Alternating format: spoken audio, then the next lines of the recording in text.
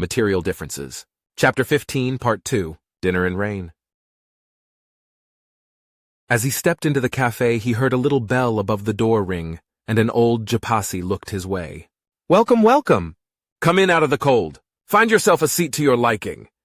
The Zeno waved Jaeger to the mostly empty booths around him. The Japasi had mostly gray along his feathery tail, but there were a few streaks of teal and green to offset his otherwise pale orange fur.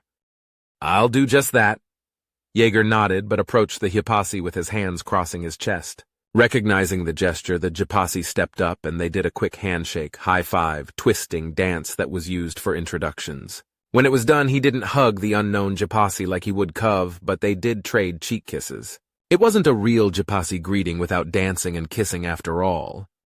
"Ha! A friend of the Japasi, then? A welcome surprise. Sit. I'll get the good menus for people I like," the Zeno offered as Jaeger plopped down in the nearest booth.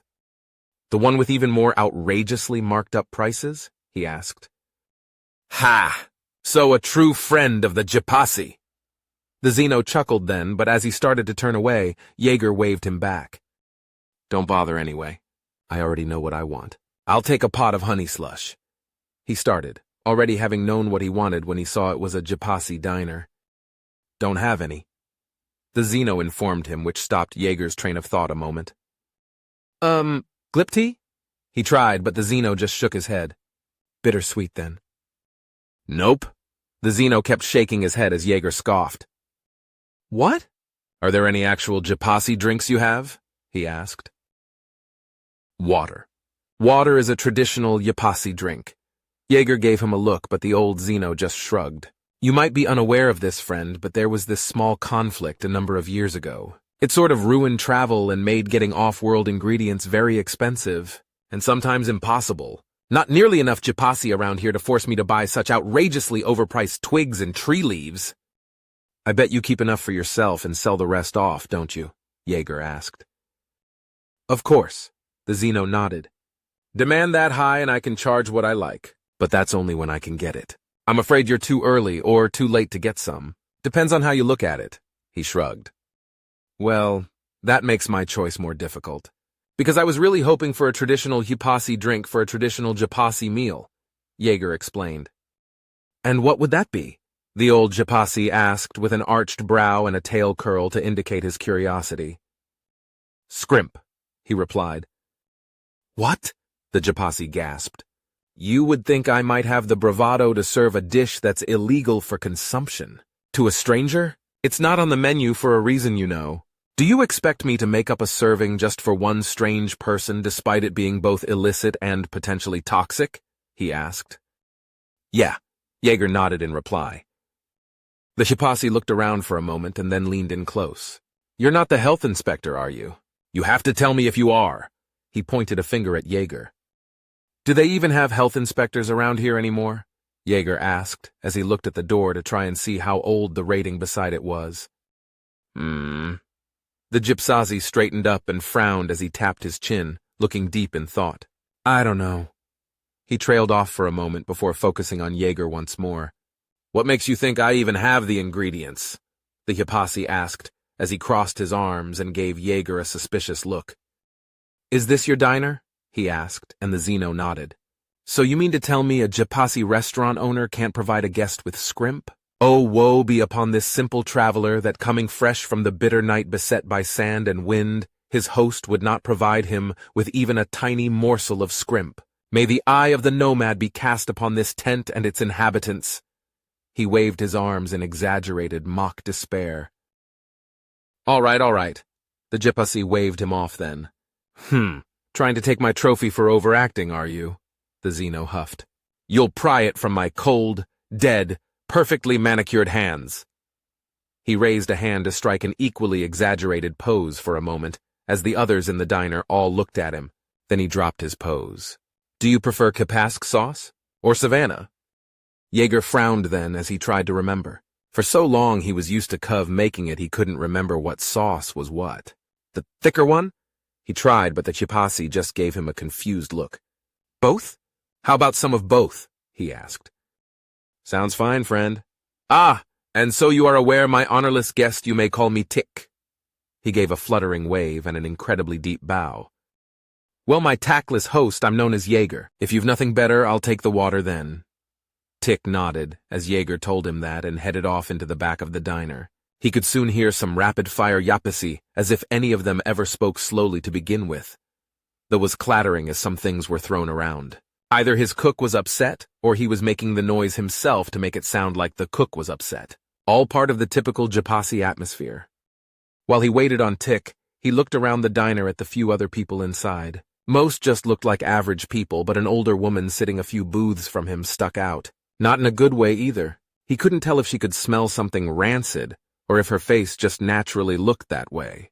But she didn't look happy in the slightest. Jaeger was mildly fascinated with her face. Even as she ate, it looked like she was chewing on something vile. He'd never seen someone maintain such a constantly disgusted expression. Look what I've rummaged up! Jaeger jumped a bit in his seat as Tick surprised him. He looked down at the cup of honey slush the Japasi slid across the table before him. I remembered I had saved some for my granddaughter's birthday. But I decided to snatch it away from her, so I may instead give it to a random stranger. This will be reflected in the bill. You might think that, but I have something I can offer you far more valuable than scrip. Jaeger countered, which made Tick arch a brow with curiosity, his tail unfurling a little to signal his interest. Conversation, Jaeger finished. What? The Japasi scoffed at that, curling his colorful tail back in. As if you wouldn't talk to me until I agree to these terms? He snorted at the idea, but Jaeger just shrugged. Try it. Tell me how it is. He waved at the honey slush. Jaeger took a slow sip of it, savoring the milky, honey-flavored beverage. Then he just smiled at Tick, still silent. Well, when Tick asked, he just shrugged. Oh, you grievous Renak. Fine, I shall charge you regular price for it. It's very good, he finally confirmed. Well, I already know that. I want a refund on this conversation! The Japasi gasped out and tossed his hands up in dismay. No refunds, Jaeger quickly replied and took another small sip of the drink. Tick crossed his arms and took on a grumpy expression. You get me to provide you with illicit food, steal a gift for my granddaughter, and offer no refunds on defective conversation. Then he grinned wide. I haven't had a worthy haggle in ages. I approve of your underhanded, devious, and treacherous bargaining practices. Why, thank you, Jaeger accepted with a nod. He was about to continue then, but was interrupted by the woman in the other booth, clearly her throat as loudly and violently as possible. When they looked over at her, she raised a hand to snap her fingers at Tick. Jaeger frowned at her behavior, but Tick didn't seem to mind. I'll return shortly to try and make this conversation worth what I paid. He excused himself to talk over to the woman. What can I help you with? This food is unacceptable. I've never had such rancid slop passed off as edible food before. Well, it seemed like she didn't just have resting bitch face, but was indeed a bitch. Jaeger frowned as he watched the woman, figuring he knew what she was trying for. I can't help but notice. You ate most of the rancid slop before telling me. Tick pointed at her plate. Are you daring accuse me of anything? She snapped at him immediately. I demand to speak to your manager. She huffed and Jaeger rolled his eyes. From the way the others in the diner also shifted in their seats, he wasn't the only one annoyed with her behavior. You want to speak to Lou? Tick asked, sounding very concerned. Well, okay, but I warn you he's got a bit of a temper. I don't care if you get fired. Get him now! She snapped her fingers once more and Tick shrugged. He walked behind the counter of the diner, reached under the counter, and then pulled out a baseball bat. But this bat also had a face drawn on him, and some clothes that were perhaps for a doll of some sort stuck to it. What are you doing? The woman demanded. This is Lou. Tick explained as he returned to her with the bat held up so she could better see the face and clothes. He is a very friendly guy most of the time, but you see he has terrible business sense. He borrowed money from the wrong people and is now one skipped meal away from being sent to the lumber yard, made into a 2x4. 2x4 of what you ask? I don't know. I just know Lou doesn't want that. Do you, Lou? No. Jaeger had to admit Tick was a decent ventriloquist. He didn't see the Xeno's muzzle move as he made Lou talk. You dare threaten a customer, the woman gasped out then. Me? No, it's Lou, Tick explained. you eat. You pay! Lou demanded as Tick wiggled the bat in the woman's face, making her lean back in the booth. You! She looked at Yeager. Why aren't you defending me from this miscreant? Listen, lady, I'm on his side. Yeager nodded at Tick and then shrugged. Will no one defend a fellow human from alien trash? The woman demanded then. The diner was silent. She let out a snarl, and then reached into her purse for a moment before pulling out a few bills of scrip and tossing them at Tick. Have your money, mongrel! She tried to scoot out of the booth then, but Tick angled the bat towards her to keep her in her seat. Ah, hold a moment, he said, and then with his free hand tucked the bills into the pocket of his apron before pulling out another bill and a few coins which he carefully set into her hand. Your change. Obviously you need it more than I do. Yeager couldn't help but grin as Tick said that, and watched the already furious woman turn a shade of red he thought was reserved for people about to spontaneously combust. Finally, Tick let her out of her seat and she rushed for the door. I'm going straight to the police. You'll be in jail immediately, she shouted out. Please go to them. You can find Sergeant Maslow patrolling Tinder Alley at this hour. Tick gestured in a direction with his bat, or rather with Lou. Or you can find the precinct station 3 blocks south by the turnip footbridge. He gestured again. Tell them what happened. They like me more than you. He shouted that last bit as she stormed out. Once she was gone, the diner was quiet as all eyes were on Tick. He walked back to the counter to tuck Lou away, and then grabbed a pot of recaf and held it up. Recaf, anyone? A few people raised their hands, and Tick went around to refill drinks and take a moment to talk with the other patrons. He seemed to be as calm as could be, so Yeager figured that the local cops really must like him. Soon, Tick retreated to the kitchen, and Yeager enjoyed a few more small sips of his drink. He was trying to save it for the meal since he wasn't sure if there really was any more honey slush or not.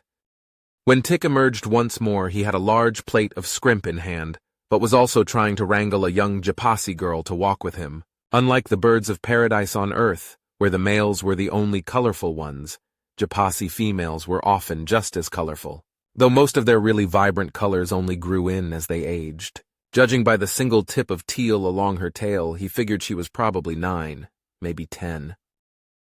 As Tick ushered her into the booth sitting across from Yeager, he realized why Tick had brought her out. Welcome, traveler. In from the cold, biting sand winds, I, a gracious host, do provide you with an offering of scrimp that you may share with my kin. I also present this knife of most wicked sharpness to cut of the meal before you may all be green in the eyes of the nomad.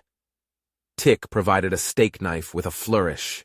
Hardly a knife of wicked sharpness, but that wasn't really the point. The girl just looked between Yeager and Tick with a confused look. Kind host, this traveler does grant blessings upon your kindness for both knife and meal to share. As is all green before the eyes of the nomad, let my hunger be abated a moment, so I may give first a feast to those among us who is least fat.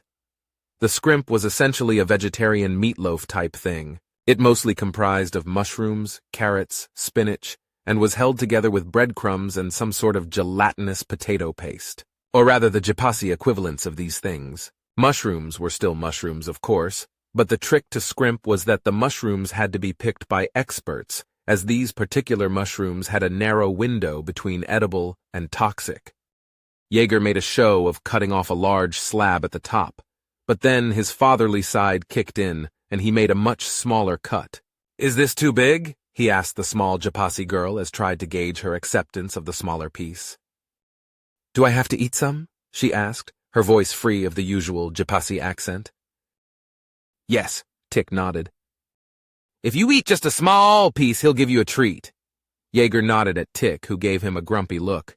But when the girl gave him a bright, hopeful look, the old Japasi just nodded.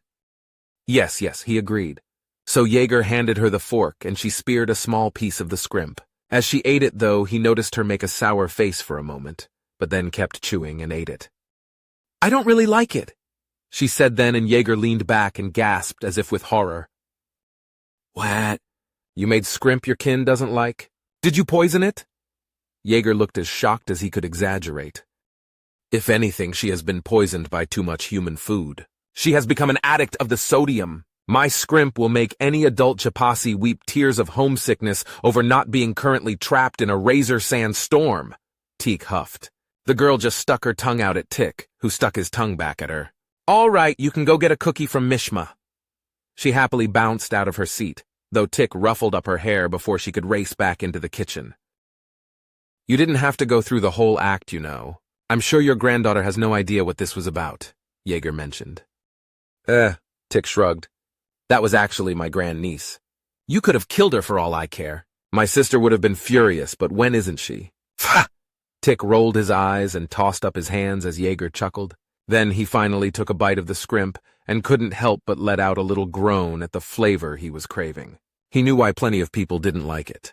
It was a bit girty in terms of texture and had a earthy, almost dirty flavor to it thanks to the mushrooms, but he just loved it. See?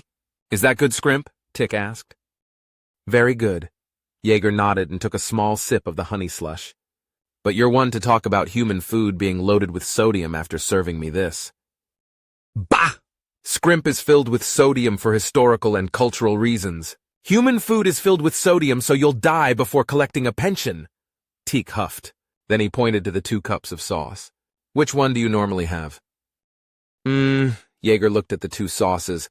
One was something akin to a hollandaise but thicker, while the other looked more like a sour cream with herbs in it. He pointed at the yellow one.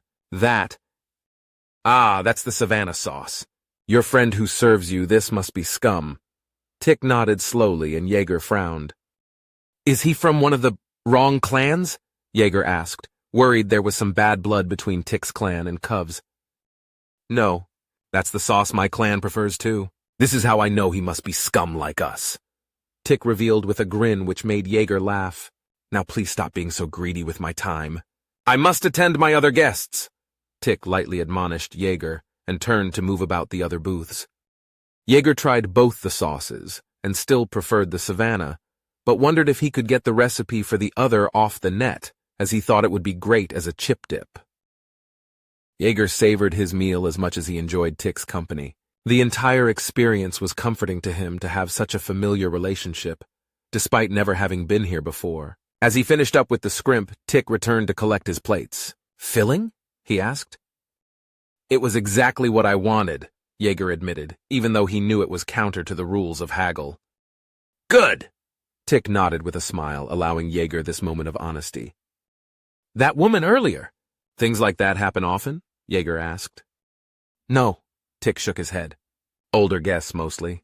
Those who forget a bad review means less than ever. Not that I would allow such behavior even before the war. I am proud to have but a single star. My reviews on the net are all overwhelmingly negative.